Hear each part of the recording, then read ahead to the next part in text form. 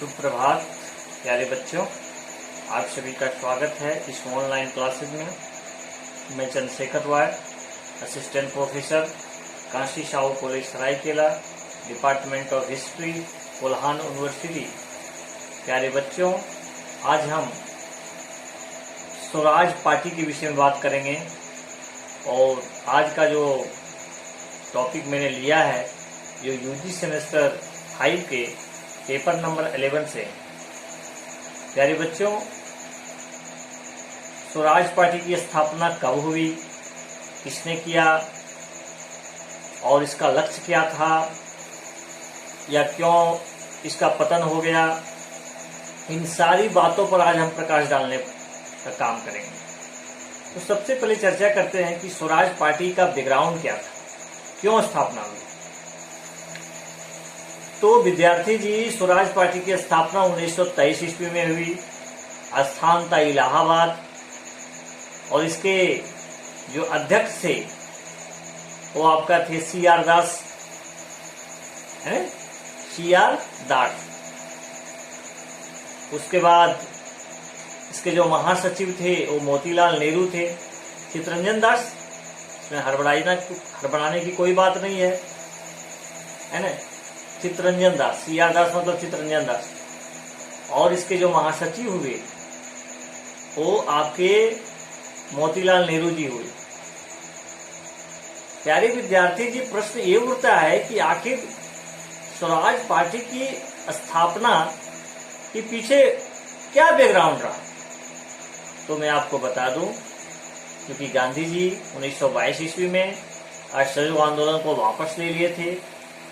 एक स्वतंत्रता संग्राम में एक शिथिलता थी आ गई थी और इसी बीच कुछ लीडर ऐसे थे जो 1923 ईस्वी में जो नवंबर में चुनाव होने वाले थे सेंट्रल लेजिस्लेटिव असेंबली का, उसमें कुछ लोग भाग लेना चाहते थे और कुछ लोग भाग लेना नहीं चाहते थे। तो जो लोग भाग लेना चाहते थे उसे हम चेंजर्स बोलेंगे, परिवर्तनवादी, जिसमें CR दास, मोतीलाल नेहरू।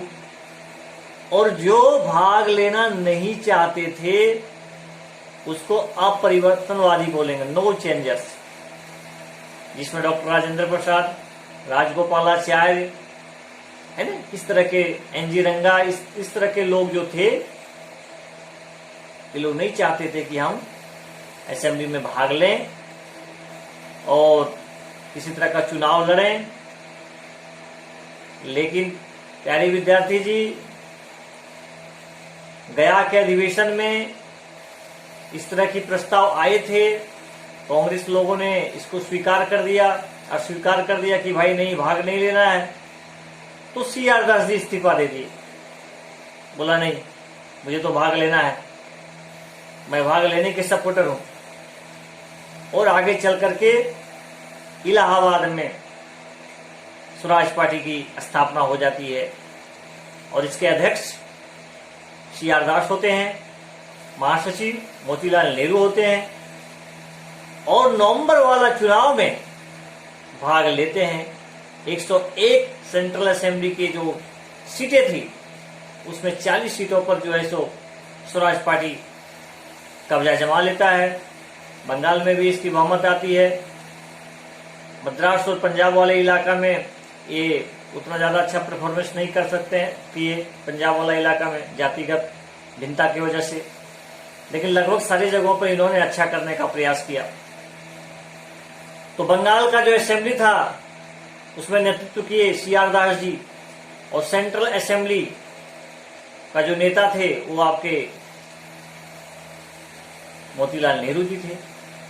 आगे चलकर के विधानसभा का जो अध्यक्ष है विठल भाई पटेल जी को बनाया गया। स्क्रीन कमेटी के अध्यक्ष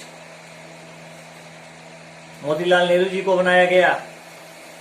तो प्यारे विद्यार्थी जी, आखिर इतना बड़ा जो संगठन था, वो जो स्थिरता आ गई थी स्वतंत्रता संग्राम में, उसको भरने का एक अच्छा प्रयास किया गया।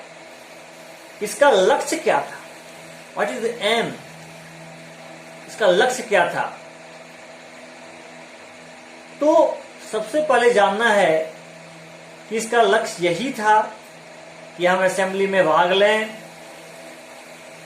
जीत के जाएं और अंग्रेज जो योजना बना रहा है, नीतियां बना रहा है, जो हमको लगेगा कि ये गलत है, उसका हम डटकर विरोध करेंगे, ठीक है, अपोज करेंगे और एक एकता का संचार होगा, संगठन मजबूत होगा, अंग्रेजों की जो नीतियां हैं उसका विरोध होगा।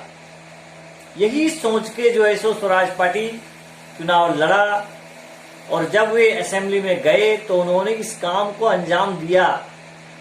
कई बार बजट प्रस्तावों को विरोध करता था और पारित कराने के लिए वायसराय को अपनी शक्ति लगाना पड़ता था। कई प्रकार के बहसों में बढ़ चढ़कर हिस्सा लेते थे, कई नीतियों का ये पूरा बेजोड़ विरोध करते थे और इसमें इनको सफलता भी मिली। प्रश्न ये उठता है कि आखिर इतना बड़ा संगठन इतना अच्छा एम से चला। और मैं आपको बता दूं प्यारे बच्चों, गांधी जी का भी सपोर्ट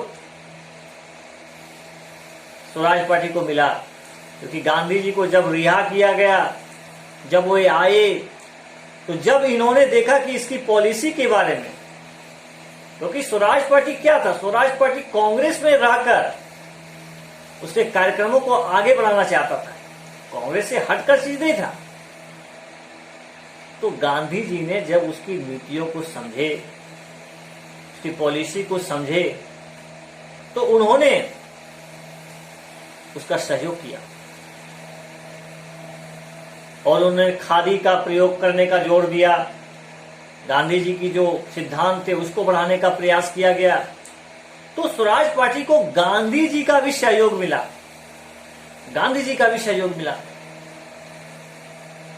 और विद्यार्थी जी, स्वराज पार्टी इसलिए कमजोर हो गया क्योंकि जिस एकता के साथ स्वराज पार्टी चला था आगे कि हिंदू मुस्लिम एक रहना है, आपस में किसी तरह का भेदभाव नहीं करना है, वही एकता आगे चलकर टूट गई।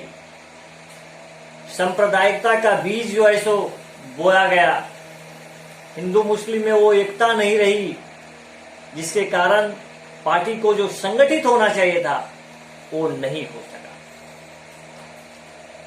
और साथ ही साथ 1925 ईस्वी में चित्तरंजन दास की मृत्यु हो जाती है।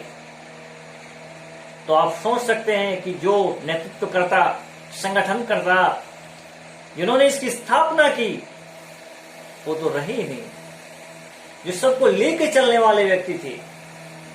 तो पार्टी को कौन संगठित करेगा? तो वो जो जिसको नहीं बोलते फिल इन द ब्लैंक्स, वो जो ब्लैंक्स था उस पीरियड में वो भर नहीं सका।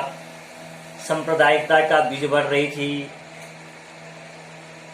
तो धीरे धीरे धीरे जो है सो पार्टी कमजोर होते गई। 1926 में जब चुनाव हुआ तो उसमें वो पार्टी जो परफॉर्मेंस नवंबर 1923 ईस्वी का चुनाव में किए, वो परफॉर्मेंस फिर अब देखने को नहीं मिला। और आगे चल करके ये पार्टी कांग्रेस में जाकर पूरी तरह मिल गया, यानी इसकी पतन हो गई, डिक्लाइन हो गया।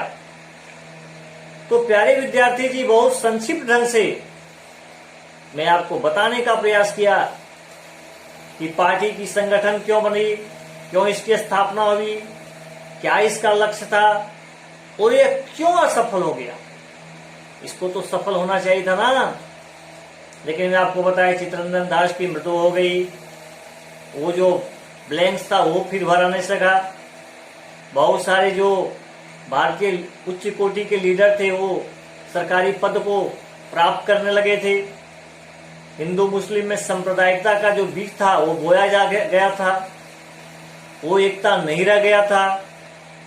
इसके वजह से या जो पार्टी को और आगे चलकर अच्छा कार्य करना चाहिए था, वो एकता की कमी की वजह से उतना ज्यादा अच्छा नहीं कर सका और अंततः जो है सो एक कांग्रेस में पूरी तरह से मिल जाता है। तो प्यारे विद्यार्थी जी, आज बहुत संक्षिप्त ढंग में आपको स्वराज पार्टी के विषय में चर्चा किए, इसकी स्थापना कब हुई, किसने किया, क्या उद्देश्य थे और क्यों इसका पतन हो गया, इस पर आज हम लोग प्रकाश डालने का काम किए। और ये प्रश्न आपको शॉर्ट नोट्स में एग्जाम में लिखने के लिए आ सकते हैं। कॉम्पिटिटिव एग्जामिनेशन में इससे प्रश्न आ सकते हैं कि इसके अध्यक्ष कौन थे, इसके महासचिव कौन थे, इसकी स्थापना कब हुई थी। तो आज के लिए बस इतना। आप सभी को बहुत बहुत धन्यवाद।